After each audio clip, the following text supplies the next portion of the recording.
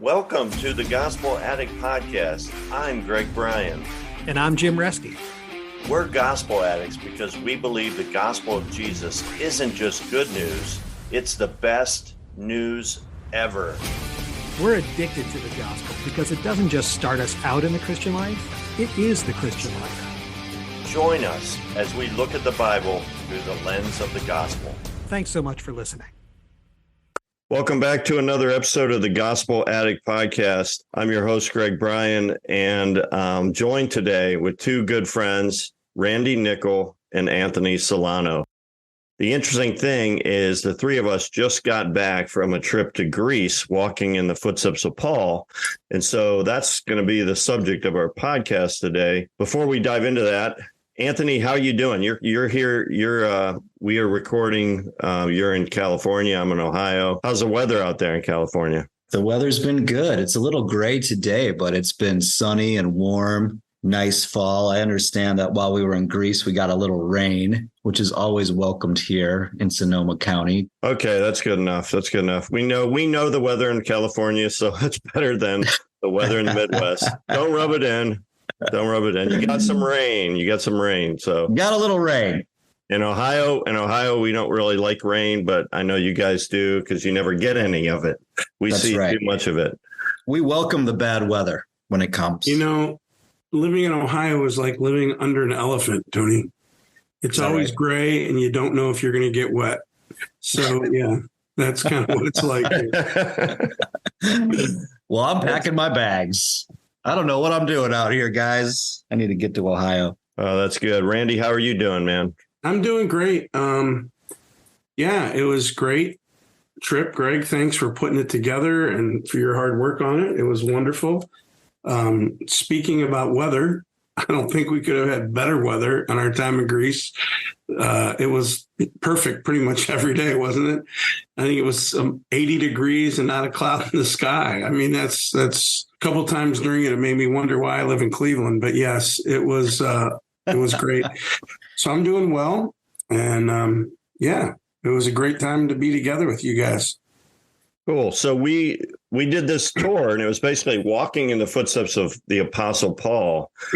So I want to just take some time and just share some of the highlights, things that impacted you. So, Randy, I know you're not going to be able to join us for the whole podcast. Why don't we start with you? What were some of the things that really stood out to you? We went to various places, started in North Greece, Thessaloniki, which is Thessaloniki, yeah, hard to say, but what stood out to you, Randy? Well, first of all, Greg, it was awesome being there and thinking this. We basically did the footsteps of Paul's second missionary journey. And so Acts 16, 15, 16, 17? 16, 17, and 18, basically. Okay. So it was really incredible. And thinking about from the point of Paul getting a vision of the Macedonian asking him to come, one of the things that hit me is just his obedience. Like Paul knew it was from God. He listened and he obeyed. And I thought that was like he left Asia Minor where he wanted to be. And I just wonder how many times we feel like we have God's will figured out, like where we're supposed to be. Are we really willing to listen if God's got another plan? And I was convicted by that. I just thought Paul left where he was and where he thought he was supposed to go and packed up and followed God's design and plan. So that was really motivating. But I think one of the things that really hit me was if you think about the impact in Europe to the gospel, I mean, it was immense. It went everywhere in Europe. The gospel started, but the beginnings were pretty meager and pretty small. And the seeds were not, it wasn't like Paul hit the ground like storming the shores of Normandy. It was a very quiet. I mean, sure, most of the people had no idea that he arrived at first. Yeah. And it wasn't like Acts chapter 2, right? Pentecost, where 3,000 people turned to Christ. Very meager beginnings. Yeah, it was. And I just thought, like, his first convert, that's what really hit me. It was the very first thing we did, Greg.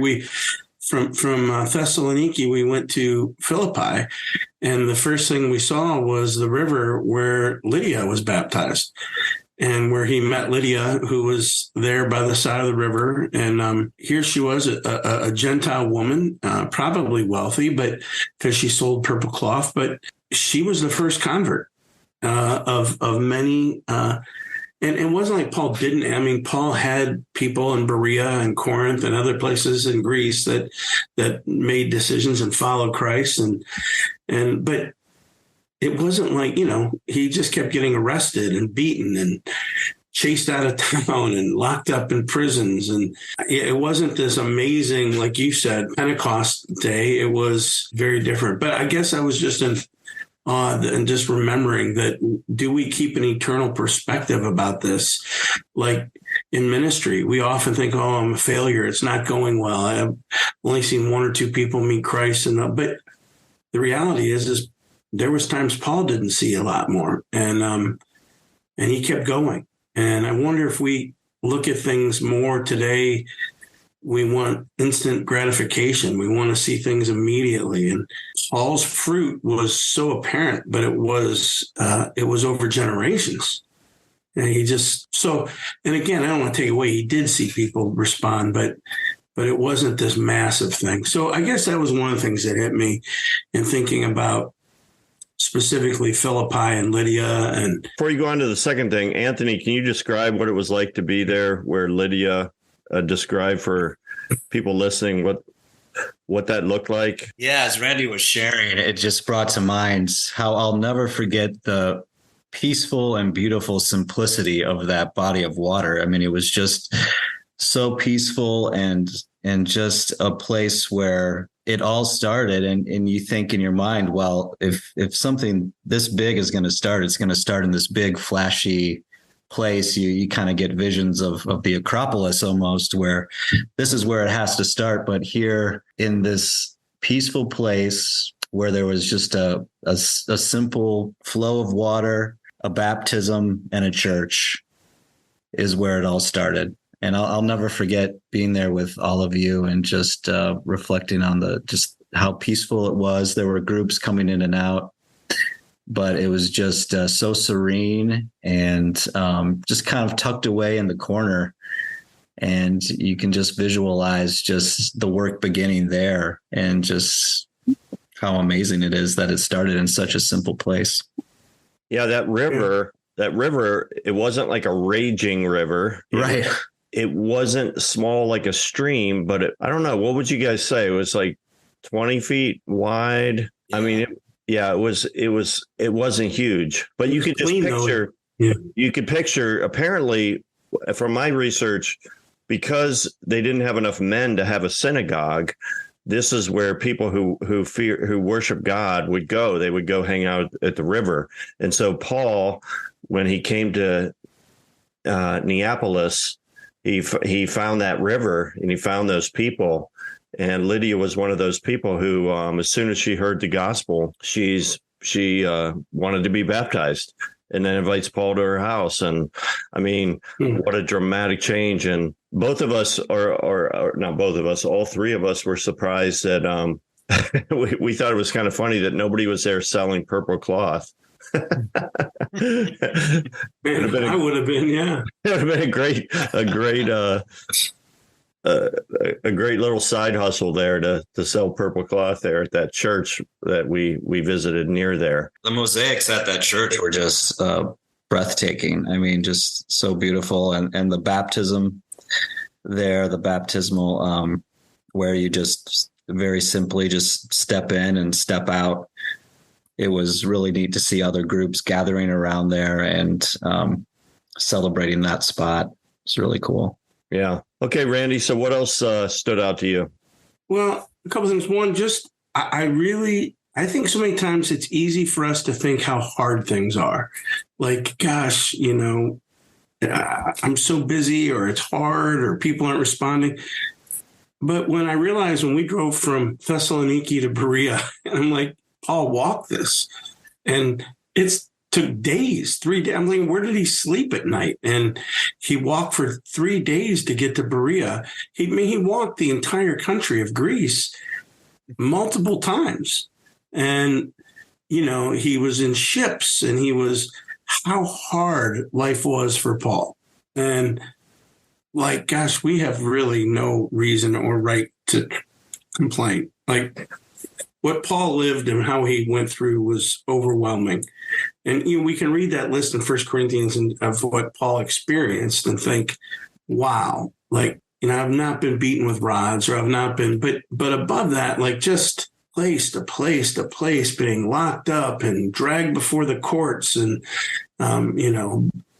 beaten and et cetera. So I guess I was a little bit just reminded that as when we follow Christ, there's no guarantee this is going to be easy. It's going to be hard.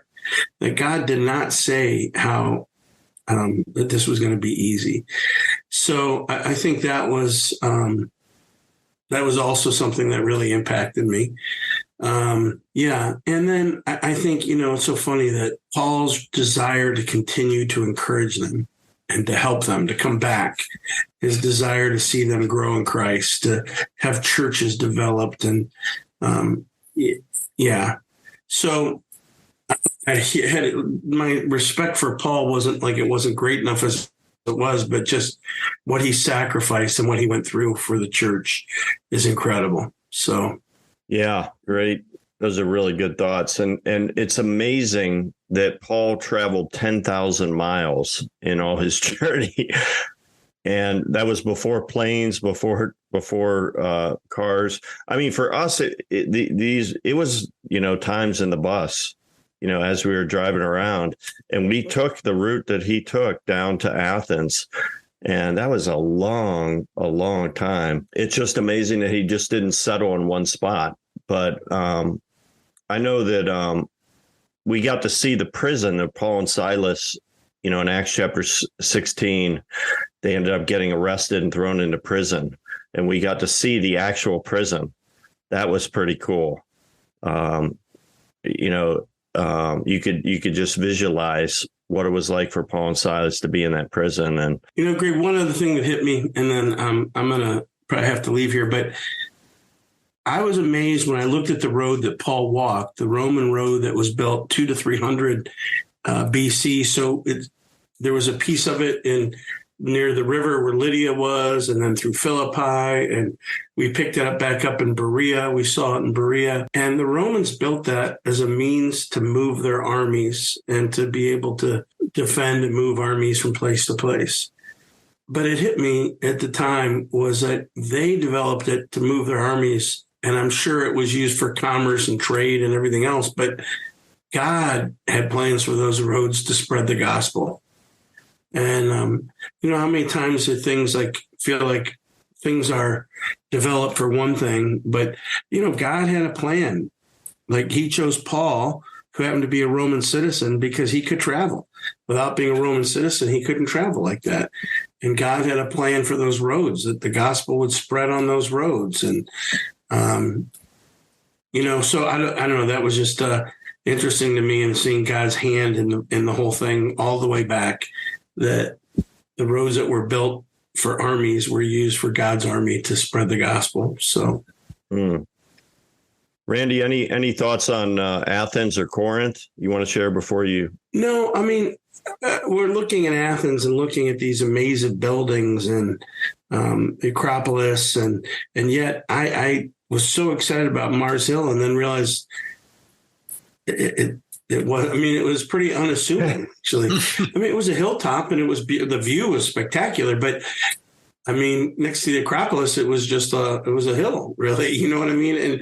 And yet that's because people didn't respond on the Acropolis. Paul couldn't preach there. Here he was on Mars Hill. And I don't know. There was nothing in there other than how unassuming Mars Hill was to me. Corinth was, I was kind of moved by Corinth because there were some early churches that were there, and the archaeology was immense. There was a huge area that was dug up there. And, but I guess you just realize how complex, I mean, for them to go from worshiping how many gods to one true God, that was a huge thing. Like that was hard. And, so what Paul was going up against was hard. And I guess it just hit me in Corinth. He's arrested and they're they drag him to the Bema seat, and God's got his back. I mean, he's let go. And so I don't know. I think other than that, in Corinth, just realizing how, people like, how could they ever worship this? But and it was interesting because every myth, there was just so many stories. And I just thought, what do these guys do at night? There's no TV, there's no radio, they probably just sat around a fire and told stories. And the next thing you know, they're telling them to somebody else, and now they're a myth, and somehow they worship that myth. And I started thinking, well, we worship jobs, we worship money, we worship comfort, we worship things too. It's just it's a little more subtle, I guess. But hey guys, I appreciate both of you, and it was a joy being with you as well as the rest of our folks. But I want to encourage everybody, if you ever get a chance, Greg does this periodically. Maybe Greg will lead a trip, or you could join him. But thank you, Greg. So Anthony, what about you? What stood out to you? Oh my gosh, so much, so many highlights. I really loved being over there with the group. First of all, it has to be said that the group, we were a group of 10, and we gelled immediately. Everybody got along. It was just a very encouraging group to travel with. And we had a lot of fun. We had a lot of fun, a lot of laughs, and nobody was difficult. It was a great group. It was.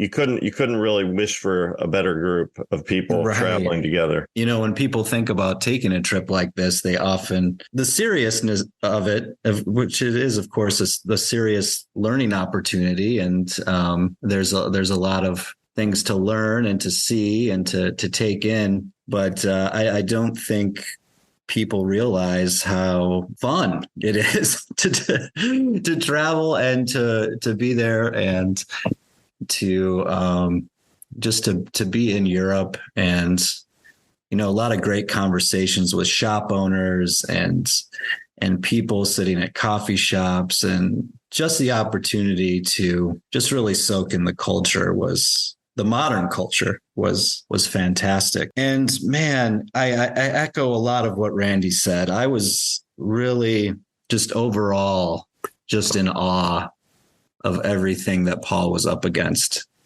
in his mission. And you just think of all the setbacks that he had, all the challenges. And it was really inspirational for me to think about, like, how often do I just give up? Or what's my point? What's my breaking point? And here, Paul, he didn't seem to have one. He just kept going, regardless of getting arrested and beaten and all the setbacks. And I was just in awe that he just kept on going and never lost that zeal for gratitude of what Christ had done in his life. And that was just amazing. Yeah. It makes me think of what he wrote in Corinthians, for the love of Christ compels us. Because we're convinced that one died for all, therefore all died. That he who died for all died, that those who live should no longer live for themselves, but for him who died for him. I mean, the Apostle Paul is a classic example of somebody who was gripped by the grace of God. He was a changed man. He was a changed man. Yeah. Yes. In doing some reading prior to the trip, it really hit me how evil he was prior to his conversion, prior to having that encounter and having that transformation. I mean, he was an evil person. You could compare him to any modern day terrorist. He wanted to put Christians to death. I mean, that was it. He was on a mission to to put Christians to death until he experienced a divine revelation of God in Acts chapter 9, and that forever changed his life. Yeah, it's really, really a powerful testimony. And I love how in his writings, he calls himself the chief of sinners. Like, so he knew how bad he was. Yeah. And to have such a dramatic transformation, he never lost sight of that.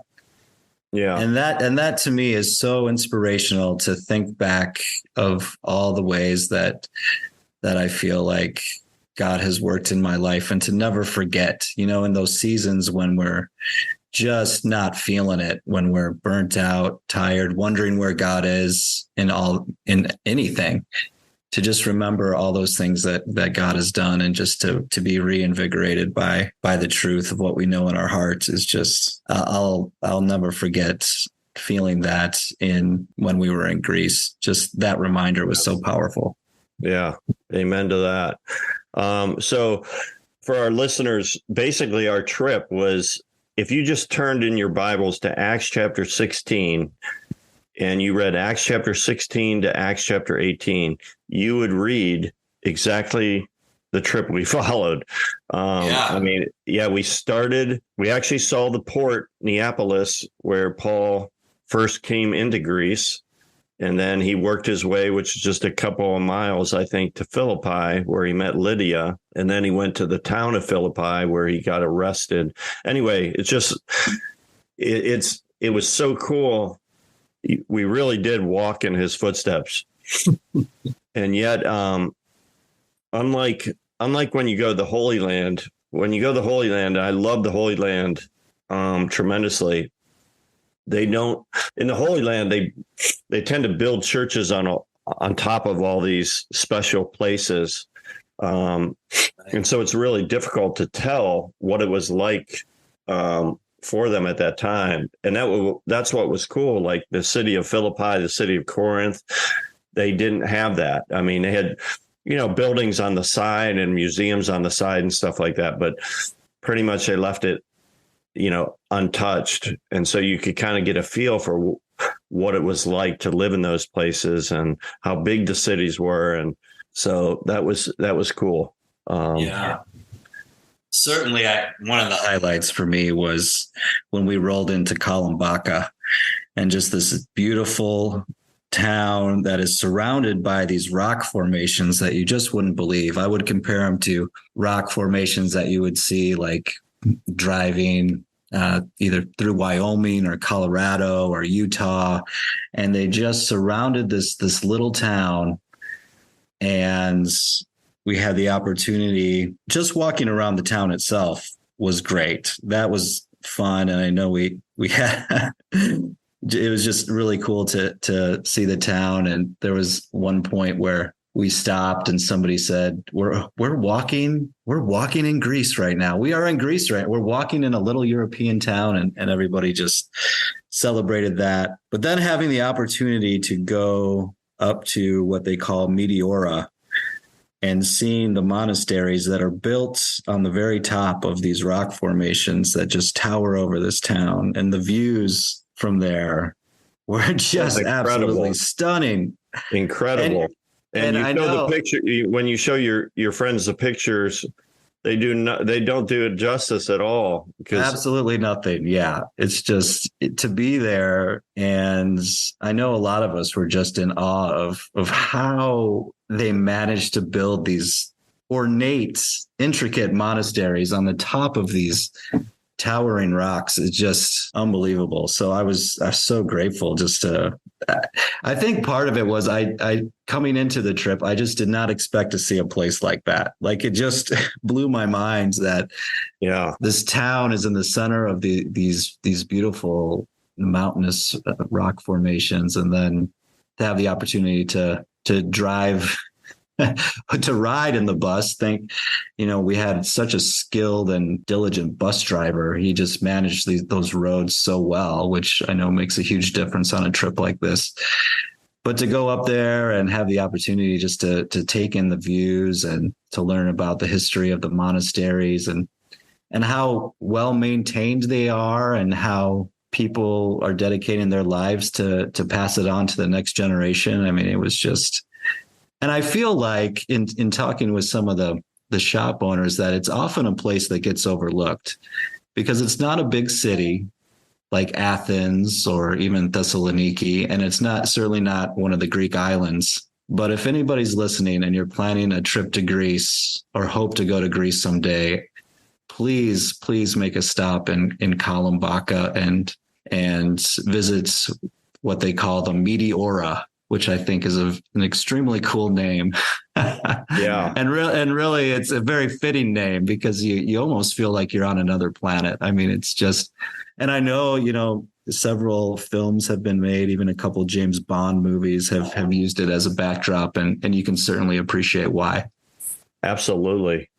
Yeah, that when I saw that, when we first drove and saw that, it reminded me of the Garden of the Gods in Colorado Springs. Although I will tell you, it's probably 10 times better than the Garden of the Gods. Oh, Gods is amazing. But then there's 24 monasteries that were constructed on the tops of these gigantic pillars of rock, like the Garden of the Gods. And some of them were like impossible to get to. You don't know how these monks actually got there and how they got food and stuff like that. It was that has the cable car that goes. Yeah, one has the cable car. I think that was in the James Bond movie. Okay. That was the one that was in the. I think they actually used that cable thing. Oh, in the James Bond movie. Yeah, I have to watch that again. That was the which James Bond was it? Something your eyes. For your eyes only. For your eyes only. Yes. For your eyes only. Yeah. So one of these monasteries is in that movie. And when you see the scene, you'll know exactly that's what we're talking about. That was amazing. So not only did we do the biblical Apostle Paul's footsteps, but we stopped and got to see these monasteries. We also stopped to same town. We stopped at this what was it? The tombs of King Philip II. Oh, yes. And oh my gosh, Alexander the Fourth, which is the son of Alexander the Great. That was something, wasn't it?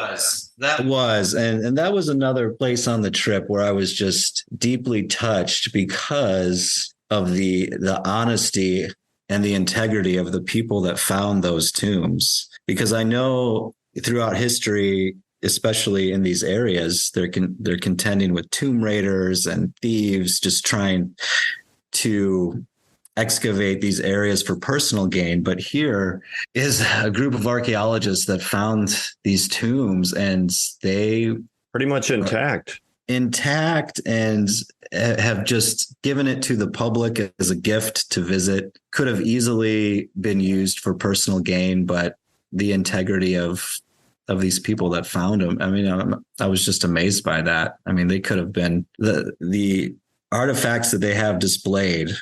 I don't even know if you can put a price. I mean, it has to be millions and millions of dollars worth. Yeah, they have to be, because there was many gold. The artifacts there were so many of them, and they were so unique, and some of them are pure gold, right? Yeah. That was and that described that museum. It was almost like we were walking into a hill or something. Like they covered it. They completely covered it. They have constructed a dome structure that goes over these tombs that were several feet under the ground, and you can walk and see the tombs, which are the tombs themselves are almost the size of a large building. I mean, they're not just little grave sites. I mean, these are huge tombs that you can walk up to and see the detail of the outside of the tombs. And these were completely uncovered by this group of archaeologists, which was just really fascinating to see. And the way that, of course, that they buried, they buried these people with riches and gold to honor their life. And so, I just walked away grateful that they ended up in the right hands. And now people from all over the world can come and you really get a glimpse into the history and the culture of that time. Yeah. And then we went on from there to Berea. Yeah, Berea. Which is interesting because it contrasting, the Bible, I think it's Acts chapter 17, when he goes to Berea in verse 10, it talks about how the Bereans were of more noble character than those in Thessalonica,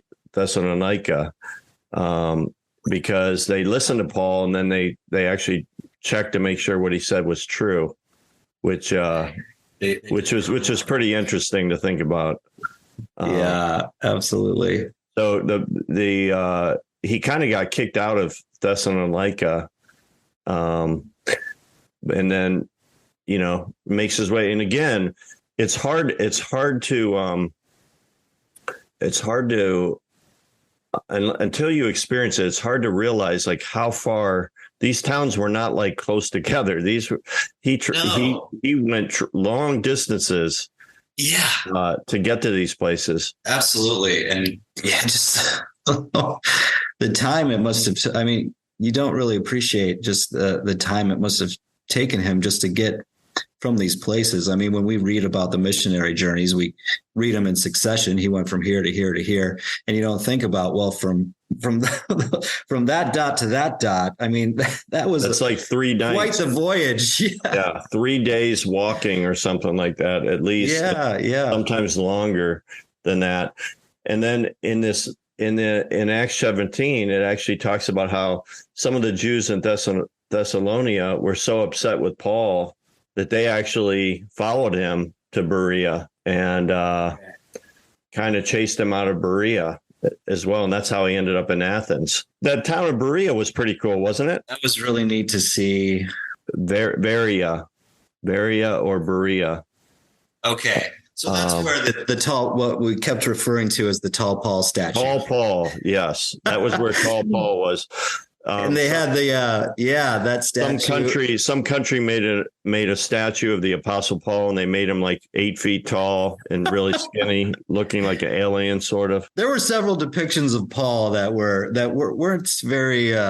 weren't often extremely befitting. It was kind of But there was also, along with the statue, that the mosaic that was right there was really neat. And they claim that some of the stones there were the actual stones that he stood on to preach. And that was a really neat town there. To see some of the Greek Orthodox churches that are still there was really cool.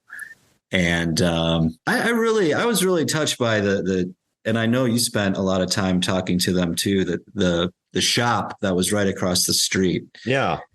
Sometimes you go to these places and I went to Israel in 2007, and, sometimes you come to these places and you feel like you're in a bit of a tourist trap. The shop owners come out and they try to wheel and deal a little bit, try to hustle. And, you can appreciate that they're trying to make some money, but that shop owner across the street from this very revered site was just a really, really cool guy to talk to. He was very welcoming to our group and seemed genuinely interested. Genuinely interested, was not just trying to sell us stuff. No, and his family, I believe his wife, and then it was his mom or his daughter was there, and so it was very much a family oriented place. And he said you're welcome anytime if you're in the area, if you need to use our restroom, if there's anything we can do to help you while you're here. I mean, it was just very genuine and just really he was great. I know I bought a little picture of Paul for my office. I believe you bought. I got it hanging up I'm looking at it right now. Yeah. Yeah. It was, I mean, that's what I love that about traveling abroad is just meeting people that are living and working there and just getting a sense for the culture. And, it's not always a pleasant experience. And when it is, it's like, wow. So let's talk about the hotels. We stayed in 4 hotels. Yeah. How about that? They were pretty good, right? The accommodations those were cool hotels. Those were cool. Two of the 4 hotels had pools on the top roof. We got into one of them. We probably should have got into the second one. Well, that first night, I know at the first hotel where we stayed, we all wanted to stay up. We didn't want to fall asleep. Yeah, because we knew if we fell asleep, it was going to be over, and our body clock was going to be completely out of sync. So a few of us did a cold plunge into the unheated pool. Yes. Which helped. It really helped. It did. It woke us up, man. It woke us up. And it was so cool that the pool was on the top of the hotel because then you could see the whole city. The views were awesome up there. Yeah. A lot of cool pictures from up there and could see the waterfront and all the houses and the architecture was really sweet. Yeah. And so most of the time we had like unlimited breakfast, unlimited dinners, and those are really good. Tons and tons of food, tons of options. But what did you think about Greek food? A couple times we ate. Oh man, I absolutely loved it. I mean, we all ate really, really well. I mean, the lamb, the meats, what was it? The stew. Wild boar stew. My goodness. I mean, all the meals I thought were who would have known that wild boar would taste so good? Yeah. Yeah, they had a lot of choices and the food was just excellent. Yes. Gelato. If you have a sweet tooth, I mean, oh my gosh, gelato. There was that bakery we went to that had all the sweet rolls and all of oh my gosh, the breads and you could go if you wanted to go to Greece on a culinary tour, you definitely could. It's really impressive. I mean, I loved the food. It was great. Yeah. I thought the tour was great. Our tour guide was amazing. Our driver was great. Our tour guide was a seasoned tour guide. She's been for many, many years. And she was wonderful. She was not tall Paul. She was a little on the shorter side, but she was funny. She was funny. She was so patient with us because how many times during the tour would she answer a question and then somebody else would walk up and ask the exact same question or yes, telling us about something. And then somebody would ask, and she was the classic one is like when we were at some of these museums, these Greek museums, she'd be like, now the Apostle Paul never was here. There's, and then somebody would say, now was Paul here? Oh man, that happened many times. She was so patient. She was one of the classic things. Somebody was trying to Google something and she's like, you don't need Google, you got me. Yeah. I think my favorite quote was somebody said they were apologizing and said, oh, I'm so stupid. She said, no, you're not stupid, you're just not listening. That's right. And she was great. She, she had the right personality for a tour guide. And she said she had 30 plus years experience and you could tell she was so knowledgeable and patient and did an awesome job. Yeah. And, and we got her laughing a couple times, which is awesome. And, that was cool. That was cool. So I just love that. I felt like this tour was so balanced because you had the biblical content, but then you also had just learning about Greek history. Mm-hmm. And then you just had experiencing modern Greece. We had plenty of time to go to, walk around the cities, eat from the cafes. Yeah. I thought it was really well balanced. Didn't you? I did. I thought it was really well balanced, and compared to other experiences, I thought it was much more well balanced than trips I've taken in the past. I mean, it gave you room to breathe, which was just nice, and to really soak it in. And I didn't feel like we packed in a lot. I mean, we were going the whole time, but we certainly had those spaces of just being able to walk around and just have a little downtime, which was appreciated. Yeah, it was cool. I want to go back. I don't know about you. I'd go back in a second. I want to go back. I'm ready. I actually can't wait to go back. I don't know how soon I'll get back there, but oh my gosh, it's definitely worth a second look. It was amazing. I'm hoping I get to go back. I would love to lead another group. And this was mentioned a little bit earlier, but the group size, I mean, we ran into groups that were like 40, 50 people, but I think we had such a unique experience and such a positive experience because our group size was smaller. That really, I mean, we were able to weave around a lot of the crowds, and Rena, our guide, was really conscious about our group size and wanting to make sure that we positioned ourselves around, because because there are hundreds of people visiting at the same time, and you can certainly see how you could get caught in long lines or long waits and how that would affect the trip. So yeah, we were able to be a lot more nimble and kind of get in and out quicker, and so it allowed us to spend more time at these places.